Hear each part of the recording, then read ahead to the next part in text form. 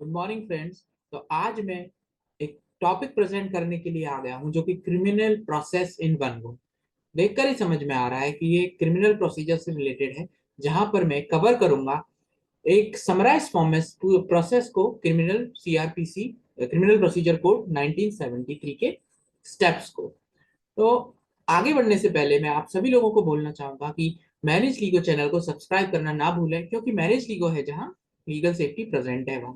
तो ये जो टॉपिक है इवन प्रोफेशनल्स के लिए भी है, legal professionals, even law professionals जो हैं, और जो प्रोफेशनल जो जिनका लॉ से और सब्जेक्ट से ले कुछ भी लेना देना नहीं है, पर फिर भी जो प्रोसेस को समझना चाहते हैं और क्रिमिनल प्रोसेस को समझना चाहते हैं, वो इसको जरूर देखें।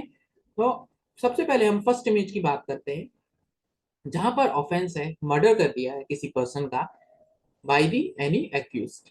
तो वो ऑफेंस एक तरह से कॉग्निजेबल ऑफेंस हो गया, जो कि सेक्शन 2C में आता है। सेकंड जो है, from the face you can recognise कि ये एक तरह से फॉर्जरी और फ्रॉड है, वो है that comes under the purview of non cognizable offence, that is section 2L। तो आज जो हम बात करेंगे, जो पूरा प्रोसेस होगा इन दो कॉग्निजेबल और नॉन कॉग्निजेबल ऑफेंस के अम्ब्रेला के अंदर और शेडो के अंदर ही और चलेगा पूरा का पूरा प्रोसेस। तो आइए स्टार्ट करते हैं, और फ्लो चार्ट के फॉर्म में मैंने इसको प्रेजेंट किया है। तो सबसे पहले ऑफेंस जो होगा उसका कमीशन होगा अगर किसी सोसाइटी में या किसी प्लेस में या नेटिव्स के बीच में एक कुछ भी डिस्प्यूट हुआ, जिसकी वजह से एक ऑफेंस कमिट हुआ, जो कि सेक्शन 2N में आएगा। ऑफेंस कमिट होने के बाद जो भी विक्टिम होगा और जो भी एग्रीड पार्टी होगी, वो इन्फॉर्म करेगी पुलिस को सेक्शन 154 से 176 में। और या फिर एक चीज होती है जहां पर अगर क्राइम जो है ज्यादा हीनियस नहीं है, सीरियस नहीं है, और जो माइनर ऑफेंस है जैसे चीटिंग, फॉर्जरी और डिफेमेशन, जहां पर पनिशमेंट 3 years से कम है, वहां पर मजिस्ट्रेट को डायरेक्टली कंप्लेन कर सकते हैं। कंप्लेंट 2D के अंदर आती है, और मजिस्ट्रेट जो कॉग्निजेंस लेंगे सेक्शन 200 टू 203 और इवन 190 के अंदर भी कंप्लेंट का पार्ट होता है।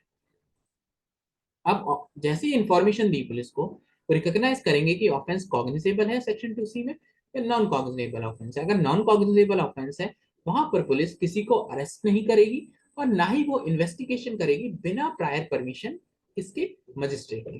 तो पहले हम जो डिस्कस करेंगे कॉग्निजेबल ऑफेंस डिस्कस करेंगे one by one. Cognizable offence जो होते हैं, ये सीरियस ऑफेंस होते हैं, जैसे कि मर्डर हो गया, रेप हो गया और किडनैपिंग, सेक्शन 302 और 375। कुछ एग्जाम्पल। और पनिशमेंट जो होती है इन केसेस के अंदर 3 year या मोर, 3 साल या उससे ज्यादा के लिए होती है।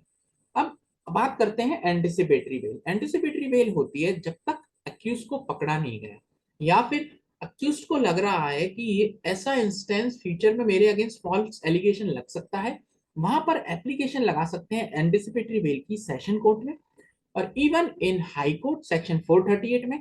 अगर वो एक्सेप्ट हो जाती है और फ्यूचर में जो भी इंस्टेंस है और ऐसा सिनेरियो बनता है, होता है, तो उस केस में आप उस एंटिसिपेटरी बेल को दिखा सकते हैं पुलिस को, और वो आपको अरेस्ट नहीं करेंगे, वो तभी ऑपरेटिव होगी। और आप जब तक ट्रायल चलेगी, चार्जेस फ्लो होंगे, जब तक वो प्रूफ नहीं होगा तब तक आप सेफ हैं, आपको पुलिस अरेस्ट नहीं करेगी। अब जैसे ही इंस्टेंस हो गया, तो सबसे पहले एग्रीड पार्टी वन सेक्शन 154 में एफआईआर दर्ज करेगी, जिसको हम फर्स्ट इंफॉर्मेशन रिपोर्ट बोलते हैं। सेकेंडली, लगा पुलिस को कि क्राइम बहुत हीनियस है, अगर उसको अक्यूज्ड को अरेस्ट नहीं किया तो वो कहीं और जाकर सिमिलर क्राइम कर सकता है, और इवन एविडेंस को खत्म कर सकता है, और उसको फिनिश कर सकता है और डिटोरिएट कर सकता है, जो भी एविडेंसेस हैं, और विटनेस को भी इफेक्ट कर सकता है बाय क्रिएटिंग फोर्स और समथिंग। और इस केस के अंदर इन्वेस्टिगेशन स्टार्ट हो जाएगी without permission of the magistrate, that is section 156। 41 हमारा अरेस्ट से रिलेटेड हो गया। जैसे ही 156 में इन्वेस्टिगेशन स्टार्ट होगी, इन्वेस्टिगेशन में कलेक्शन स्टार्ट हो जाएगा सेक्शन 161 में एविडेंसेस का। स्टेटमेंट लेंगे जितने भी विटनेसेस हैं, उनको बुलाया जाएगा, समन किया जाएगा और इंटरोगेशन की जाएगी सारी की सारी स्टेटमेंट की। ये हो जाने के बाद हमारी जो इन्वेस्टिगेशन है कंप्लीट हो जाएगी। इन्वेस्टिगेशन कंप्लीट होने के बाद दो चीजें हो सकती है, या तो ऑफेंस, इन्वेस्टिगेशन होने के बाद पुलिस स्टेशन में ऑफिसर्स को लगेगा कि ऑफेंस जो है कमिट नहीं हुआ है, वहां पर फाइनल क्लोजर रिपोर्ट बनेगी, यानी रिपोर्ट है उसको क्लोज कर दिया जाएगा सेक्शन 169 में, और उसको फाइल किया जाएगा, प्रेजेंट किया जाएगा मजिस्ट्रेट के बिफोर, और वहां पर मजिस्ट्रेट एक स्पेसिफिक ऑर्डर देंगे। अगर उस ऑर्डर से अगर विक्टिम और एग्रीड पार्टी सेटिस्फाई नहीं है तो वो प्रोटेस्ट पिटीशन फाइल कर सकते हैं। सेकेंडली, अगर ऑफेंस कमिट किया है तो उस केस में चलिए डिस्कस करते हैं हम नेक्स्ट पेज पर। ऑफेंस अगर कमिट कर दिया है एक्यूज ने, तो वहां पर एक्यूज को अरेस्ट कर लिया जाएगा। जैसे रेप का केस हो गया, मर्डर का केस हो गया, अरेस्ट करेंगे और मजिस्ट्रेट के सामने प्रेजेंट करेंगे। वहां पर डायरेक्टली इन्वेस्टिगेशन नहीं करेंगे, मजिस्ट्रेट के सामने प्रेजेंट करेंगे। फिर वहां पर एक्यूज को पुलिस कस्टडी में भेजा जाएगा सेक्शन 167 के अंदर, और जुडिशियल कस्टडी भी होगी अगर पुलिस कस्टडी का 15 days period time period increase या डिक्रीज होता है। इसमें एग्जीक्यूटिव मजिस्ट्रेट भी ऑर्डर करते हैं कस्टडी को इंक्रीज करने के लिए। टाइम फ्रेम डिफरेंट रहता है, जुडिशियल कस्टडी में 30, 60, 90 वो चेंजेस होते रहते हैं। अब जैसे ही इन्वेस्टिगेशन और सारी चीजें हो जाएंगी, चार्जशीट फाइल होगी इन फ्रंट ऑफ मजिस्ट्रेट, जो कि वन सेक्शन 173 में आती है। सेक्शन 173 में जो चार्जशीट फाइल होगी वो क्या कंप्राइजेस करती है, सेक्शन 161 के जो भी एविडेंसेस होंगे, विटनेसेस के जो भी राइट डाउन किए होंगे, और सेकेंडली एक्यूज के भी जो भी स्टेटमेंट्स होंगे वो भी। थर्डली, जो अगर मेडिकल कुछ भी है, मेडिकल की जो रिपोर्ट है, अगर केस ऐसा है मर्डर में जहाँ पर ब्लड के जो मार्क्स हैं वो सारे उनको डीएनए मैपिंग और उसके लिए रिक्वायरमेंट है, मेडिकल किया गया है, तो वो सारा वो भी रिपोर्ट इसके अंदर स्टिक रहेगी। फर्स्ट इंफॉर्मेशन रिपोर्ट तो रहेगी। और अगर उनको बेल पर अगर रिलीज किया गया तो बेल बॉन्ड भी इस चार्जशीट में प्रेजेंट रहेगी। अगर मान लीजिए यहाँ पर अरेस्ट करना था पर्सन को, जैसे मैं भी एक बार इसको मार्क करता हूँ, यहाँ पर अक्यूज को अरेस्ट करना था पर अक्यूज जो है वो फरार है या फिर एब्सकॉन्ड है, तो उस केस में प्रोक्लेमेशन किया जाएगा, उसके घर पर उसको बताया जाएगा, और नोटिस हैं अटैच किए जाएंगे जहाँ पर विजिबल है प्रॉपरली, जिसको हम चस्पा भी बोलते हैं। तो प्रोक्लेमेशन के बाद भी अगर वो विक्टिम नहीं आता है तो second case is there, second is there, वहां पर उसकी प्रॉपर्टी को अटैचमेंट किया जाएगा, attachment of property of person who absconding actually accused section 83 में। इसके बाद अगर वो एक्यूज प्रेजेंट हो जाता है तो बेल दी जाएगी सेक्शन 205 में और 205 में।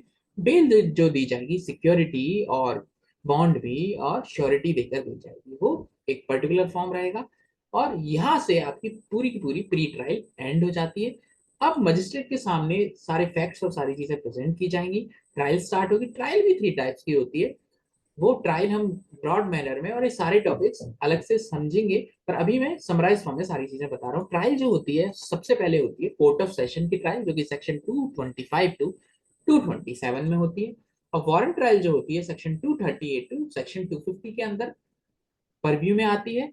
और समरी ट्रायल जो है सेक्शन 251 टू सेक्शन 259 में। और समरी ट्रायल जो होती है सेक्शन 260 टू 265। चलो मैं समरी ट्रायल थोड़ी सी बता देता हूँ, ये थोड़ी डिफरेंट है। समरी ट्रायल जो होती है वो किस केस में होती है, पिटी ऑफेंसेस में होती है, जहां पर जो मैटर है बहुत छोटा है, 500 रुपीज, 1000 रुपीज। ट्रायल जो है, समरी ट्रायल की रिक्वायरमेंट क्यों है, जिससे स्पीडली इनका सॉल्यूशन निकल सके और डिस्पोज हो सके जो भी ऑफेंसेस से रिलेटेड है trial.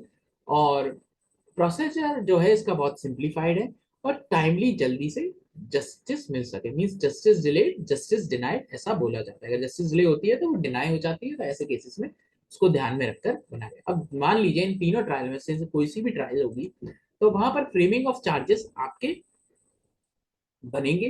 Framing of charges section 211 to section 214 में होते हैं। फ्रेमिंग ऑफ चार्जेस में जो भी इंस्टेंसेस है एफआईआर में दिए गए हैं उनको एक तरह से कंफर्म किया जाएगा।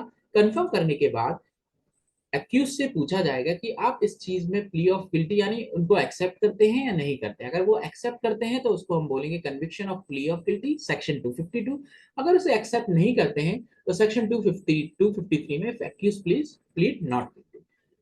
अगर वो उसको एक्सेप्ट नहीं करते हैं गिल्टी को, तो उसके बाद आपको जो एविडेंसेस हैं उनका प्रोसिक्यूशन करवाना पड़ेगा। एविडेंसेस मीन जो भी डिफेंडर जो भी एक्यूज्ड है वो अपने एविडेंसेस प्रोड्यूस करेंगे, जहां पर आपको एग्जामिनेशन इन चीफ होगा, क्रॉस एग्जामिनेशन, री एग्जामिनेशन, तीनों के तीनों होंगे। और ये तीनों होने के बाद फिर डिसाइड किया जाएगा कि फाइनल आर्ग्यूमेंट्स होंगे कि जो भी ऑन दैट बेसिस ये जो है प्रॉपर है या इम्प्रॉपर है। अगर इम्प्रॉपर रहेगा और फॉल्स लगेगा एलिगेशन तो एक्विट कर दिया जाएगा सेक्शन 255 में। और फिर भी इसके बाद रेमेडी है, अगर एग्रीड पार्टी को लगता है तो वो सेशन कोर्ट में अपील कर सकते हैं, फर्स्ट अपील, उसके बाद हाई कोर्ट में रिवीजन हो सकता है। अगर फिर भी उनको रिलीफ नहीं मिलता है तो हाई कोर्ट में रिवीजन। सिमिलरली यही रहेगा कन्विक्शन सेक्शन 255 में। अगर एग्री दैट एक्यूज को लगता है कि जो ऑर्डर हुआ है वो प्रॉपर नहीं हुआ है, वैक्सिशियस है, means impugn order it is, तो वो सेशन कोर्ट में फर्स्ट अपील कर सकते हैं सेक्शन 378 में, और हाई कोर्ट में रिवीजन लगा सकते हैं अपील के बाद। तो रिवीजन जो होगा हाई कोर्ट में सेक्शन 390 391 के अंडर में आएगा। अब ये जो मैंने बात की थी पूरी की पूरी कॉग्निजेबल ऑफेंस के बारे में आपको बताया था। अब आते हैं हम non cognizable offence. Non cognizable offence होगा तो डायरेक्टली मजिस्ट्रेट को कंप्लेन कर सकते हैं। और एक जहां नॉन कॉग्निजेबल ऑफेंस आपको याद हो तो पुलिस उसमें डिसाइड करेगी ये कॉग्निजेबल है नॉन कॉग्निजेबल है। नॉन कॉग्निजेबल में रिपोर्ट भेज देगी पुलिस को, दैट मजिस्ट्रेट को। मजिस्ट्रेट अगर कंप्लेन भी फाइल कर सकते हैं, आप सेक्शन 2D में मजिस्ट्रेट को जाकर फाइल कर सकते हैं सेक्शन 190 में। और 200 203 में उसका प्रोसेस होगा। अगर मान लीजिए अगर पुलिस स्टेशन में, पुलिस थाने में आपकी एफआईआर रजिस्टर नहीं की जा रही है विक्टिम की, आपने सुप्रिटेंडेंट ऑफ पुलिस को उसके लिए एप्लीकेशन लिखी, आईओ ने इन्वेस्टिगेशन जो भी जो सबऑर्डिनेट ऑफिसर ने हमारी एफआईआर रजिस्टर नहीं की है, और इसके बाद भी सुप्रिटेंडेंट ऑफ पुलिस ने भी इसको कंसिडरेशन नहीं किया, तो आप 156(3) में कंप्लेन कर सकते हैं। वहां पर कॉग्निजेंस लेंगे मजिस्ट्रेट। कॉग्निजेंस का मतलब क्या होता है, that clearly identifiable from the first point of view, देखकर ही लग रहा है कि ये कंप्लेन एक सिंसियर कंप्लेन है और ट्रू कंप्लेन है। तो फिर उसके बाद एफआईआर दर्ज होगी और इन्वेस्टिगेशन चलेगा अगर रिक्वायरमेंट रहेगी। फिर अगर आपने कंप्लेंट डायरेक्टली की है सेक्शन 190 में तो इंक्वायरी होगी, और मजिस्ट्रेट पहले कॉग्निजेंस लेंगे, इंक्वायरी करेंगे। अगर उनको लगता है कि फर्दर इन्वेस्टिगेशन की रिक्वायरमेंट है तो इन्वेस्टिगेशन के लिए सेंड कर देंगे। और पर इन्वेस्टिगेशन के लिए सेंड करने से पहले सेक्शन 200 में एग्जामिनेशन होगा किसका, कंप्लेनेंट का। कि उसके सारे विटनेसेस और सारी चीजें देखी जाएंगी, जो भी एविडेंसेस होंगे। देखने के बाद अगर रिलायबल लगेगा तो ही इन्वेस्टिगेशन फर्दर होगा। अगर मजिस्ट्रेट को लगा कि कोई सफिशिएंट ग्राउंड नहीं लग रहा है कंप्लेन के बेसिस पर, तो देन वो उसको रिजेक्ट कर देंगे, डिसमिस कर देंगे। और अगर सफिशिएंट ग्राउंड लगा तो प्रोसेस का इशू होगा। प्रोसेस कैसे इशू होगा, समन 61 टू 69 में समन चाहेंगे जितने भी एविडेंसेस को बुलाने के लिए from the side of plaintiff. The next on the side of accused उनका examination, cross examination, re examination, वो सेम प्रोसेस होगा। अगर वो नहीं आते हैं, एविडेंसेस नहीं आते हैं, और या फिर अक्यूज नहीं आता है तो उस टाइम में अक्यूज अगर नहीं आता है तो उसके वारंट ऑफ अरेस्ट होंगे, क्योंकि अक्यूज का आना इंपॉर्टेंट है। फिर वही प्रोक्लेमेशन और वो प्रोसीजर सेम चलेगा, और बेल और बॉन्ड उनको मिल सकता है। So thank you very much. ये पूरा प्रोसेस था जो कि क्रिमिनल प्रोसीजर कोड का एक छोटा सा प्रोसेस, जो कि मैंने सेक्शन 154 से आगे तक डिस्क्राइब किया है, क्योंकि बहुत कंफ्यूजन होता है। और आगे भी ऐसे ही मैं इन्फॉर्मेशन लाता रहूंगा। और thank you very much for your response और ऑल व्यूअर्स। और सब्सक्राइबर को तो चैनल को सब्सक्राइब करना ना भूले। मिलते रहेंगे और आगे मिलते हैं हम न्यू टॉपिक और न्यू प्रेजेंटेशन के साथ। Thank you very much.